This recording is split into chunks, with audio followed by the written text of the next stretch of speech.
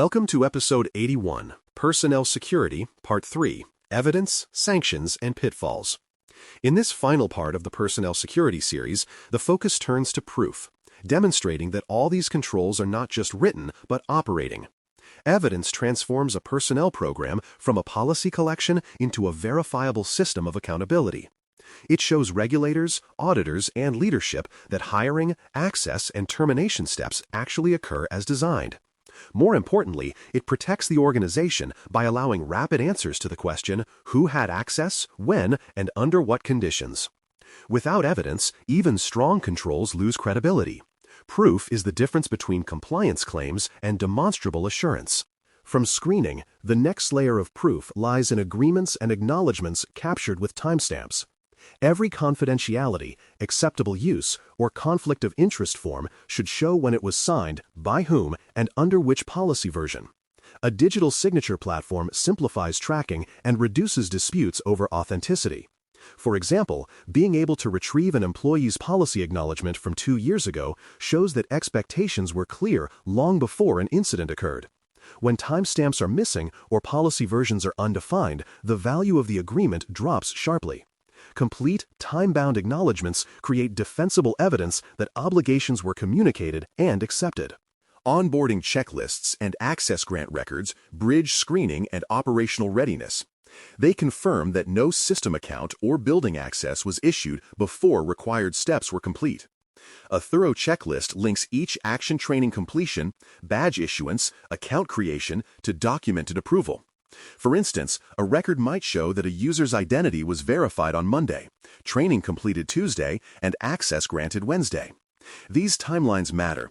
They prove that trust was earned sequentially, not assumed. Automating checklists within identity systems allows instant recall of who approved what and when. Gaps in onboarding evidence often surfaces findings during audits, so precision here pays long-term dividends. Transfers create a subtler evidence challenge, showing that risk designations and access changed appropriately.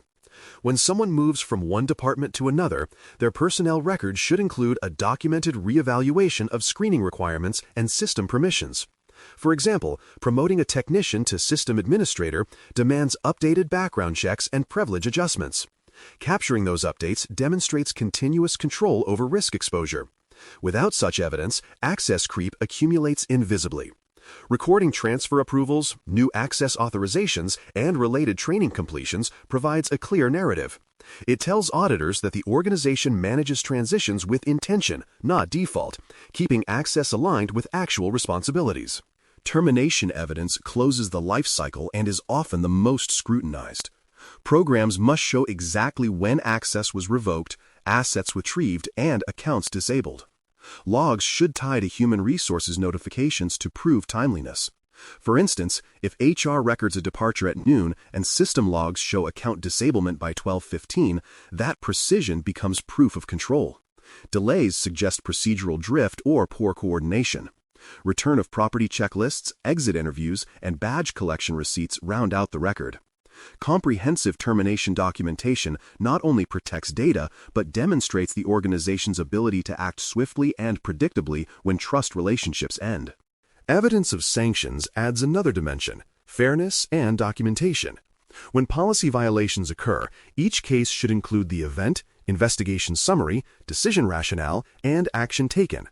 Whether it results in coaching, suspension, or dismissal, the reasoning must be explicit. This transparency deters arbitrary enforcement and supports equal treatment. For example, 2 employees violating the same rule should face comparable outcomes, and the records should show why. Sanction files also protect the organization in legal reviews by proving that discipline was proportionate and documented. Inconsistent or undocumented sanctions invite claims of bias and weaken the credibility of personnel governance. Third-party personnel oversight demands its own evidence trail. Contracts should include clauses requiring vendors to conduct equivalent screenings, training, and termination procedures for their staff. Organizations must retain proof of these assurances, copies of attestations, audit reports, or sample screening results.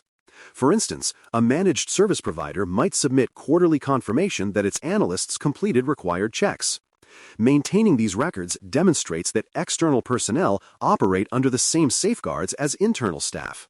Lack of third-party evidence leaves control gaps auditors cannot ignore. Shared accountability only works when documentation from all parties supports the same standard of trust. Handling exceptions, waivers, and adverse actions requires disciplined record-keeping.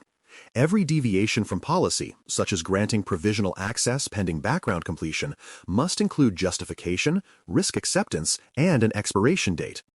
Adverse action records, like rescinded offers, must show that due process was followed and affected individuals were notified. This transparency demonstrates both compliance and fairness. For example, when a waiver expires and rescreening confirms eligibility, closure documentation should mark the exception as resolved.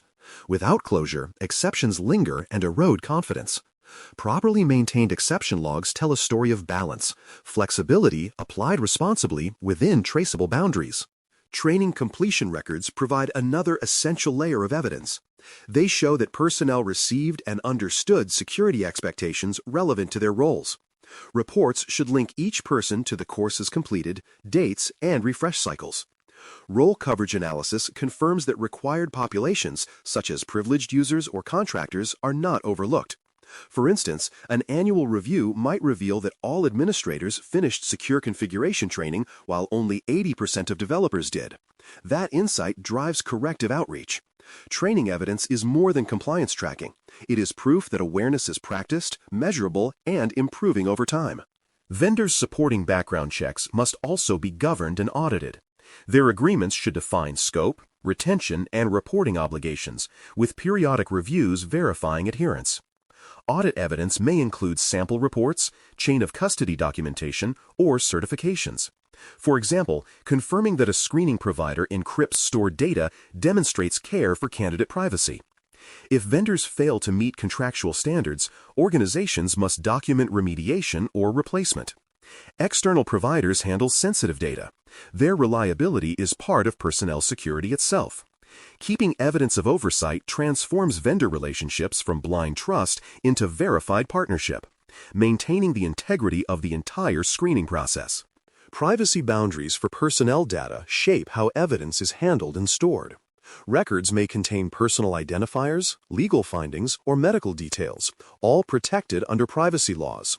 Controls must limit access to authorized roles, enforce retention periods, and ensure secure destruction once data expires. For example, background results older than policy allows should be purged rather than archived indefinitely. Logging who accesses personnel files demonstrates respect for confidentiality. Privacy is not at odds with evidence. It defines its ethical boundaries. When organizations can prove both completeness and restraint, they show maturity in balancing transparency with human dignity. Common pitfalls often arise from disorganized evidence or inconsistent application. Programs may store documents in separate systems, rely on manual updates, or fail to retire outdated files. Another pitfall is overcollection, keeping every scrap of data without purpose, increasing privacy risk. Remediation patterns include central repositories, standardized templates, and periodic quality checks. For instance, quarterly evidence reviews can spot missing signatures or expired waivers before auditors do. Training administrators to maintain documentation as part of daily workflow prevents last-minute scrambles. The pattern is simple but powerful. Structure replaces chaos, and predictability replaces uncertainty. In the end, credible personnel control evidence proves that the program not only exists but functions reliably. It connects policy to practice through traceable records showing fairness, timeliness, and proportionality.